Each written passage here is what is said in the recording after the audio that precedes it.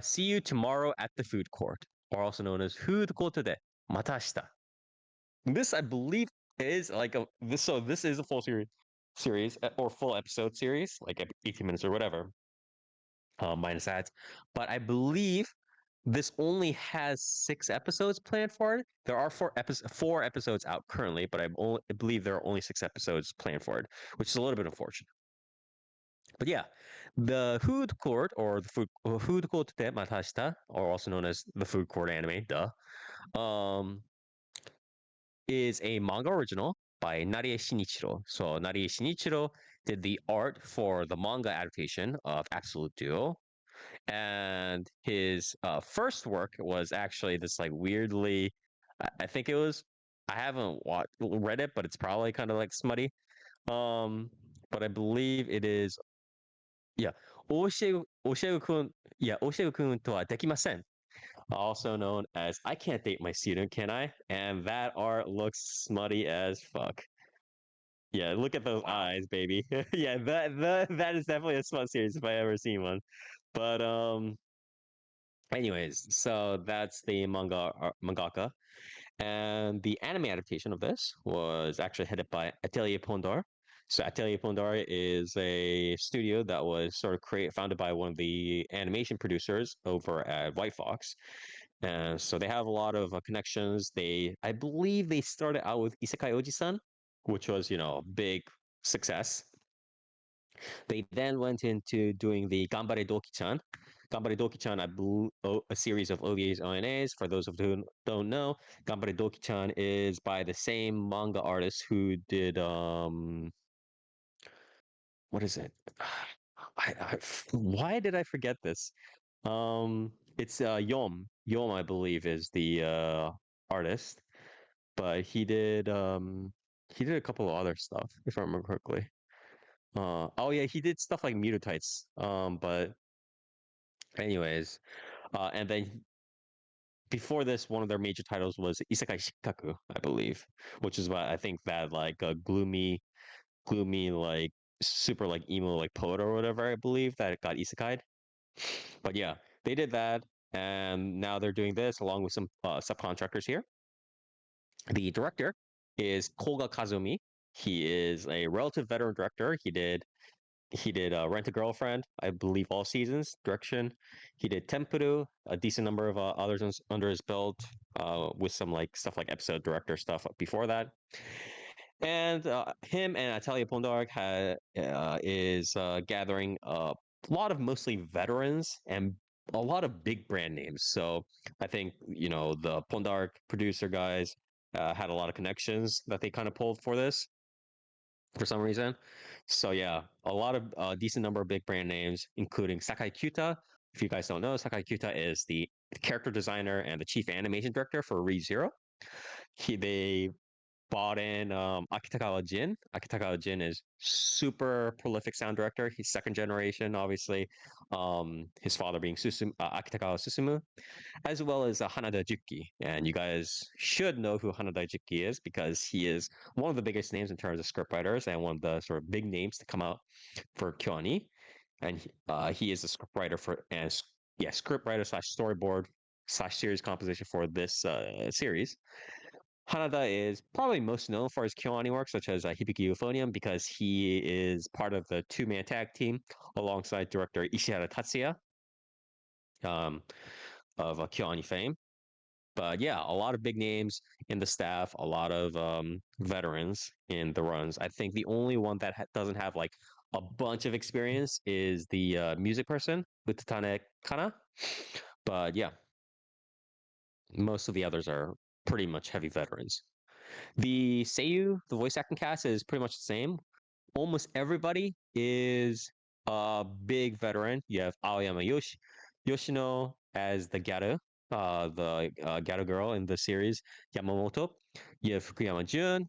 You have Hidaka Rina. You have Jaime Saori. You have Matsuo Yusuke as like the supporting part of the supporting cast. So obviously just like super veterans.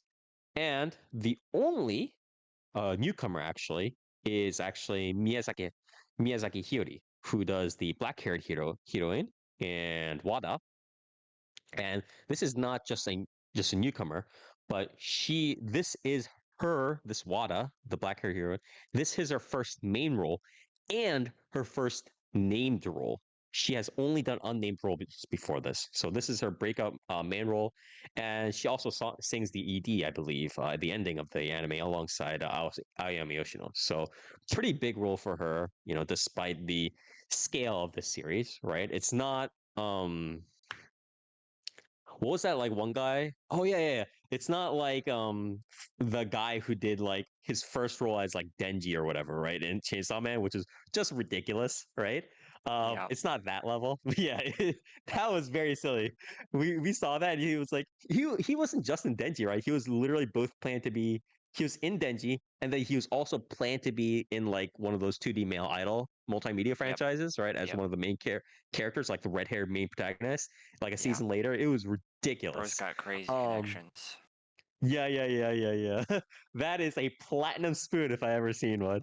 But yeah, it's not that big, but it's still quite good, right? To be have your breakout role, be a main character in a pretty um I want to say sort of cult favorite series, like cult following series, alongside a bunch of veterans, right? So pretty good for her. Going over the OP and ED, the OP is Mikansei ni Matataite, also known as Twinkling Incompletely by Oisuka Melonpon. Oisuka Melonpon is a male J-rock band from Tokyo, a three-man band. The composition and the vocals are pretty standard any song J-pop. I do like the lighter vocals, the higher register that the male vocal sings at. Uh, it kind of does add to the general tone and the theme of the series this time around pretty well. The storyboard is definitely missing some frames, but I would say it's probably okay for what the series is and the budget constraints that it's sort of obviously under. I do like the cute like dance animation, but I almost feel like the opening at times the opening has worse animation quality than some of the episodes, if that makes sense. It's like I'm watching some of the later episodes and like how they pan out like animation storyboard wise. I'm like, you know, if they just put these like scenes in the opening, I feel like it'd actually be a better opening. So that's like a thing, I guess. And the ED is like, and the ending for this is Tonari Awase by so this is sung by both of the two main heroines, Miyazaki Hiyori, right, voice acting Wada, as well as Aoyama Yoshino voicing Yamamoto, right? So pretty relaxing, pretty standard anime song ending, slightly above average. I do like the first couple of lines in the lyrics where I believe I forget the exact lines, but it was like, "Hey, why are we singing this intro part? We don't need a freaking intro, right?" So that like meta part of the lyrics I do like. So thumbs up to that. The storyboard, however, is one of the most budget freaking storyboards and endings that I've seen in the past like 1 to 3 years at least. So it's a little bit hard for me to give it extra points for this ending. Look at this ending. Like it's cute, but it's like come on. It's very, very, very, very, very budget if you think about it. It's like it's like okay, like what are we doing here kind of thing. But the end of song was the song itself is okay. So that was my opinion on the OP and the ED. Audio visuals. The uh, overall palette is pretty light with a lot of like not as many solid lines. I think the overall artwork, at least the anime designs, transferred over well, pretty decently from the manga itself. There are what's your extremely minimal. what's your What? opinion on the no noses? Oh, the no noses. I think it's fine. I mean, like it's pretty obvious what the design is trying to go for, right? It's trying to appeal to. Like I think it's Yeah. fine, right? To me um to me it looks a bit odd, but yeah, it is like it is very it's almost trying to replicate somehow some like chibi designs are yeah. supposed to like what they're supposed to portray, but like with regular proportions, in my opinion, right? Um, but I think it works decent, okay, in this sort of with the character designs given. Um, the series itself has extremely minimal frames. It's like even when they're talking, even when they're like eating, there are not there's not much movement. And it's not just, oh yeah, because they're sitting down and eating. No, it's like just like them putting stuff down or them raising their hands, stuff like that. There are like maybe 2 frames in like 5 minutes. The static designs of the characters when they react to stuff, though, is quite nice, and I think it does attract a lot of the usual crowd who are attracted to the whole cute girls doing cute stuff genre, such as myself. Um, the visuals hold up pretty decently, um, and the food porn is okay enough. It's not like the food like drawings and stuff like that are pretty decent, but it's not like the overall like visuals and the way they animate is not fantastic. You're like, oh, okay, this is relatively budget. Like they're doing a good job of it, but it is quite obviously budget. Um, the BGM works, but again, it's pretty nondescript. Um, Probably just needs a little bit of I don't know what it needs. It's a little bit like it's very standard slice of life BGM kind of thing. With a lot of silence in between. Uh, but yeah, not much. Like not a ton of extra points that I can give for the audio visuals, but um, I do appreciate at least that the animation uh part of the staff did a very good job, obviously, in playing around the budget constraints to try to create, I want to say, the best animated version of this series, right?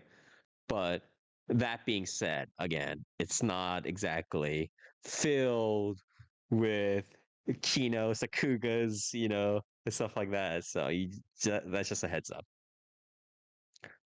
The story itself, there is no real story. It's just 2 girls that were in this club, or sorry, not in a club, that it's in a class who are classmates, and both are kind of like loners, get together in a food court, and it's just episodes of them just talking with each other and eating stuff, and the talks are literally just all over the place. It can be basic character expositions, although there's not much like development. But it's like dribblings, tiny dribblings, and bits and pieces of character exposition here and there. But it's mostly stream of consciousness, like them just talking about random subjects, right? Like food, life, society related, anything, right? Relationships, whatever, stuff like that. Um, it has a it has a nice sort of like, I want to say, nice enough background and like waft, right? It's not a core thing, but it has like a semi like perfume scent of, oh, this is slice of life in Japan and we're eating stuff and that's nice. And enough of that to again attract people who want what they say in Japan, like a healing series, right? A healing manga, a healing anime kind of thing. It attracts people of that nature, but I think the way the story or the way the series is kind of composed of these very stream of consciousness conversations about whatever, just like random stuff, right? As its core, may be off-putting to some people. Some people may like it. Again, I am okay with it, but I recognize that that sort of flow or lack of flow may be off-putting to some people who are just like, okay, you guys are like talking about sweet potatoes, and then now you're just like talking about relationships, like, and I guess none of this matters, and then you guys are talking about your families a little bit, I guess, and it's like, okay, what's going on, kind of thing, right? Again, that may be not as appealing to some people, um, as opposed to others. To me, again, I think the general tone of it is nice, assuming you like and you know what you're getting into. And the audio visuals and the designs and the storyboarding and the timing of the dialogue, as I mentioned before, and the anime are good enough to kind of hold it steady without things becoming noticeably bad.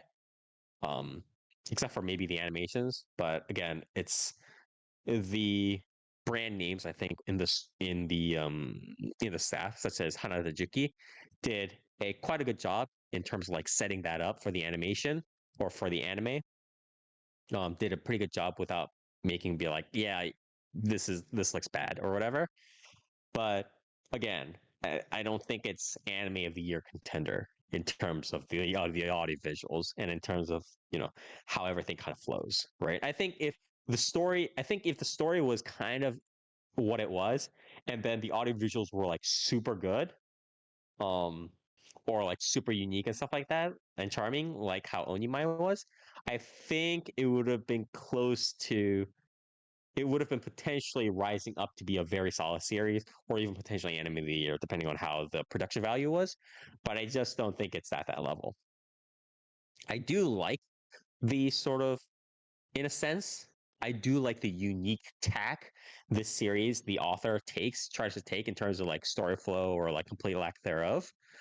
But I do think again the pace is a little bit frenetic and disjointed, even for me, even for somebody who likes stuff like slice of life, who likes yonkoma, who likes episodic series like I do.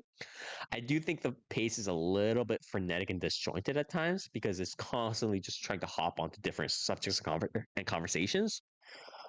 Um, and as an additional kind of add on to that, I think this whole sort of do subject one for 2 minutes and then hop onto a different subject for 2 minutes, that sort of idea, this works way better than in manga and in yonkoma and stuff like that, and nikoma, yonkoma, whatever, than it does in an anime.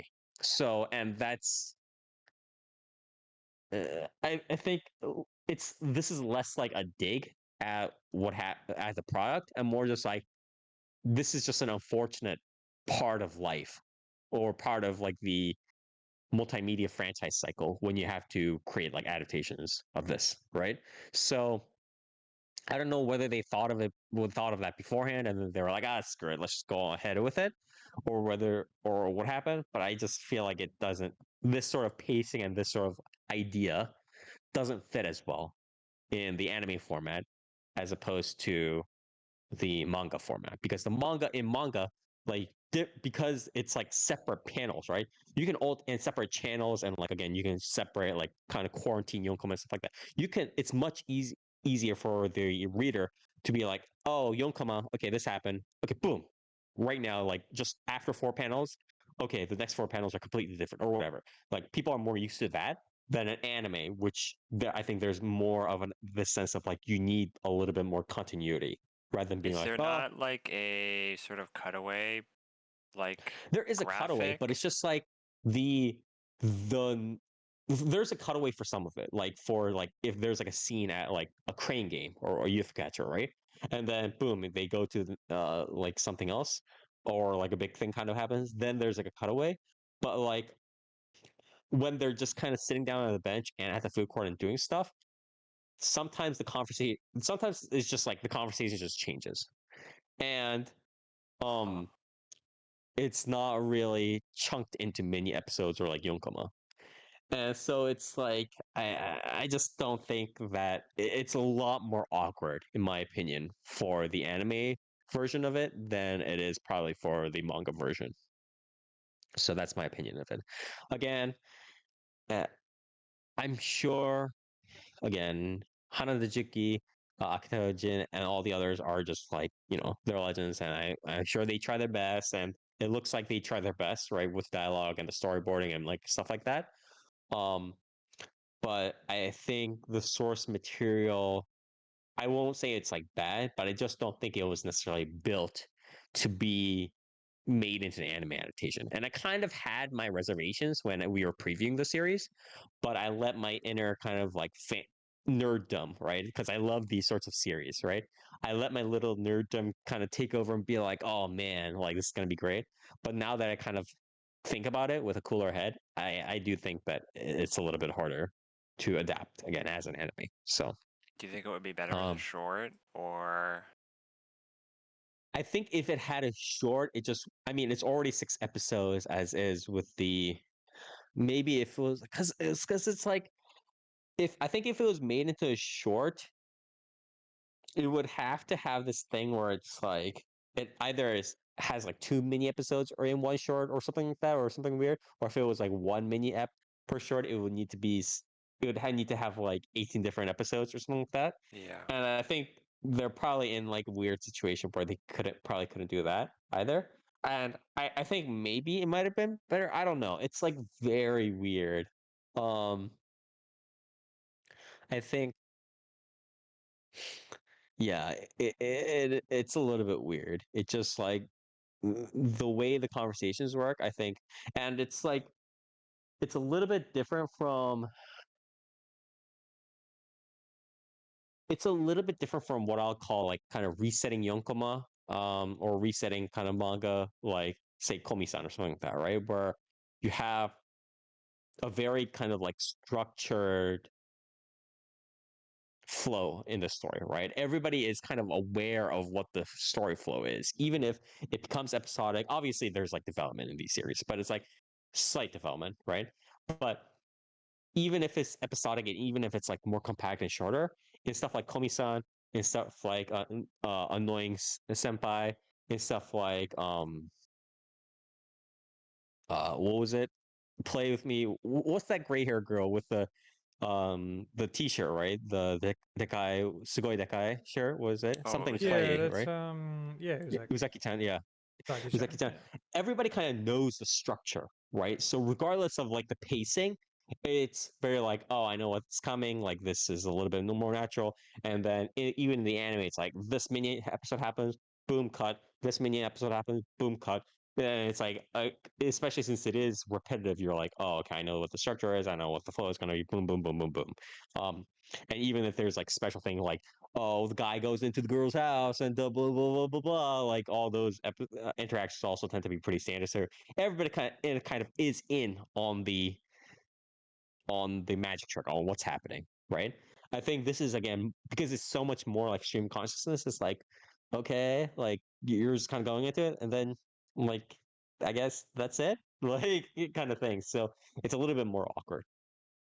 I again, I'll give it slightly bonus points for being a little bit more unique in that sense, but it still needs to be like, you know what I mean? It's not like anime of the year again. It's like Yeah, of it's course. hard for me to give it something like that. So yeah, overall, again, I think my rating for this would be a 6 out of 10. Yeah, I was mainly thinking like if I let my bias shine, it would be maybe a six up to 6.5 out of 10, but it would be extremely hard for me, especially given how budget the opening is. And or sorry, not yeah, both how budget the opening and the ending is, and the overall kind of level of the audio visuals. It would be extremely hard for me to start giving it like 7, 8 plus like that because while I do believe it is properly solidly above average, I don't think it's like something that can properly like stand up to series. I don't even think it can stand up to something like say Blue Lock, right, from a couple of seasons ago. Although I don't like Blue Lock and the premise and the story as much as I do Food Court, right? But it's undeniable that the way Blue Lock was made is obviously like you know what I mean, like this whole like season 2 production value aside, right? Season 1 of Sure. Blue Lock, let's say, right, is objectively a better anime, I think, than Food Court. So it's hard for me to give a big, like, wow, honking great anime kind of rating to Food Court, in my Right. opinion.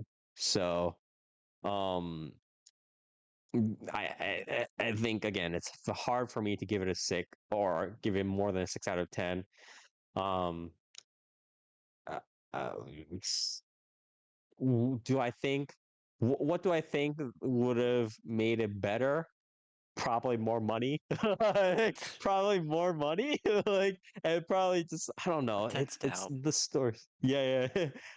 But Warren Buffett coming in and funding the series, but also just like again, it's hard for this sort of structure, I think, to really properly thrive in an anime thing. So but yeah, that's pretty much all I had. I'm sure this will get a bunch of merchandise and crossovers and collabs. It already has, right? There's been like one or two other, like there's been like a crate place that collabed with this food court anime. It's like this sort of series is perfect for collabs because cafes, food places, stuff like that are always looking out for like anime collabs and stuff like that. And it's a fucking food court series. They're eating stuff all the time and it's cute girls. People want to buy cute girl merch. So um But yeah, a 6 out of 10. I know Mal gave it like a 7 out of 10. They're like, oh, it's so comfy. It's one of the blah blah blah stuff, and it's like, again, I have my bias. To would I recommend this to another person? Like, you have to watch this blah blah. You have to be on the same wavelength. You have to be on the same sort of like wavelength as me, I think, for you to really appreciate it, is what I would say. So, but yeah, that was my review of the food court anime, also known as Food Court de Matashita, also known as See You Tomorrow at the Food Court, manga original, adapted into anime by Italia Pondar. So yeah, if you like a little bit more of a stream of consciousness slice of life with just cute girls doing cute stuff such as eating, talking with each other, reacting, stuff like that, and you want to see cute kind of general static designs, check this out, I guess. But don't expect a lot of animation, and don't expect coherent story pacing.